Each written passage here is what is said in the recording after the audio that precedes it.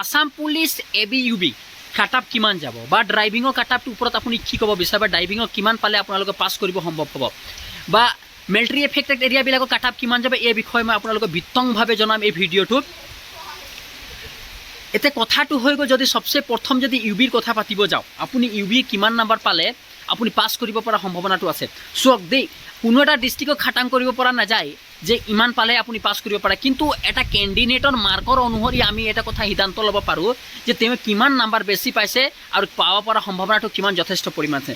যদি আপুনি ভাইবাটো নিদিয়াকৈ আপুনি কথাটো বুজিবলৈ চেষ্টা চলাওক, যদি আপুনি একদম ভাইবা নিদিয়াকৈ আপুনি যদি 3, 4, 5লৈকে পাই থৈছে, মানে এক্সট্ৰা মাৰ্ক, যেনেকৈ ইউবি 5 নম্বৰ মোৰ এডভান্সত আছে, মানে কাটাপতকৈ 5 নম্বৰ বেছি আছে, তেনেহ'লে এটা কথা আপুনি সিদ্ধান্ত, মানে 5 নম্বৰ কৈছোঁ নহয়, 5তকৈ কম হ'লেও হ'ব, কেলৈ এবাৰ অভাৰলেপিং হোৱা সম্ভাৱনাটো যথেষ্ট পৰিমাণে কম থাকিব।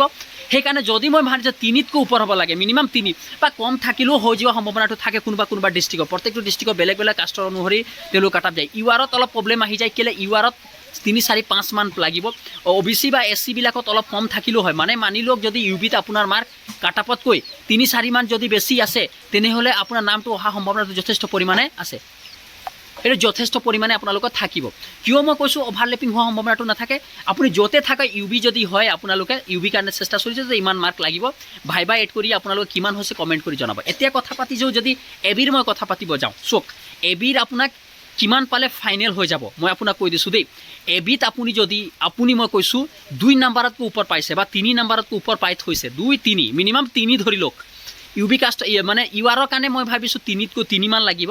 OBC আৰু SC বিলাকৰ কাৰণে 2 নম্বৰতকৈ এক্সট্ৰা অভাৰ লাগিব, কেলৈ এবাৰ অভাৰলেপিং নহয়, প্ৰত্যেকটো মানে আপুনি পোৱা সম্ভাৱনাটো যথেষ্ট পৰে। যদি আপোনালোকৰ 2, 3 নম্বৰ মান এক্সট্ৰা মাৰ্ক আছে, মানে যেনেকৈ কাটাপতকৈ বেছি আছে, তেনেহ'লে আপুনি খাটাং ধৰি লওক, আপোনাৰ নামটো আহিব, একদম আপুনি টেনশ্যনবিহীন হৈ থাকে, বিন্দাছ হৈ থাকে। আপোনাৰ নাম্বাৰ কিমান পাইছে এবিত সেই কমেণ্ট কৰি যাব। আপুনি যিকোনো ডিষ্ট্ৰিক্ট হওক, নৰ্মেল ডিষ্ট্ৰিক্ট হওক, মিলিটাৰী এফেক্টেড এৰিয়া বা হিলছ এৰিয়া যিয়ে হওক, আপোনালোকে 2, 3 নম্বৰ মান এক্সট্ৰা আপোনাক লাগিবই নৰ্মেলি। আপুনি একদম মানে যেনেকৈ ভাবিছে আপুনি 111 কাটাপ গৈছে, আপুনি 111 ভিতৰতে আছে, তো আপুনি এতিয়া ভাবিছে যে মোৰ নাম নাহিব নেকি? নহয়, সেনেকৈ কথা নহয়, কাষ্টৰ ওপৰত ডিপেণ্ড কৰে। আপুনি হ'ব পাৰে ভাইবাত যদি ভাল প্ৰদৰ্শনী দেখুৱাই দিয়ে, 3 বা 4 ভাইবাত যদি আপুনি পাই যায়, তেনেহ'লে অহা আপোনাৰ সম্ভাৱনাটো যথেষ্ট পৰিমাণে আপোনাৰ থাকিব। এতিয়া কথাটো হৈ গ'ল, যদি মই ড্ৰাইভিঙৰ কথা পাতিবলৈ যাওঁ, চক কাটাপৰ ওপৰত যদি মই কথা পাতিব যাওঁ, প্ৰথম অৱস্থাত মই আপোনালোকে স্পষ্ট কৰি দিছোঁ, ড্ৰাইভিঙৰবিলাকৰ ভিতৰত যদি আপোনালোকে 5 নম্বৰ মানি লওক, 5 নম্বৰ ভাইবা এড কৰি 6, 7 নম্বৰ মান আপোনালোকে যদি এক্সট্ৰা হৈ আছে, 6, 7 নম্বৰ মান যদি আছে, তেনেহ'লে আপোনালোকে খাটাং ধৰি লওক, আপোনাৰ নামটো অহা সম্ভাৱনাটো যথেষ্ট পৰিমাণে থাকিব।